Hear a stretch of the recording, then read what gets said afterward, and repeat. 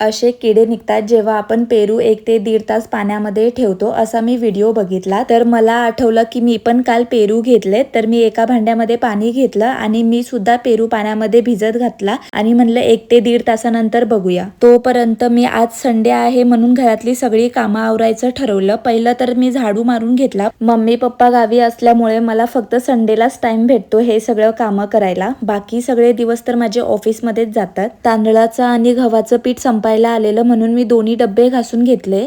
त्यानंतर ना मी चपात्या करायला घेणार तेवढ्यात आमच्या इकडे लाईट गेलेली. तर मी तसंच पीठ मळून घेतलं आणि मग पुन्हा चपात्या करेपर्यंत पुन्हा लाईट आली. आज मी चपाती सोबत बेसनचा पोळा केलेला कारण मी एकटीच होती. हे सगळं करायला मला 1 ते 1.5 तास लागला. त्याच्यानंतर मी पेरू जो पाण्यामध्ये ठेवलेला तो बघायला आली. तर जो पेरू मी घेतलाय त्याच्यामधून किडे नाही निघाले. तुम्ही पण हे घरी ट्राय करून बघा, कारण आता पावसाळ्यात फ्रुट्स मध्ये किडे असू शकतात. आणि फक्त पेरूच नाही तर सगळे फ्रुट्स बघून खात जा, कारण पावसाळ्यामध्ये फ्रुट्समध्ये किडे असतातच. तर असा होता माझा आजचा दिवस. Bye bye.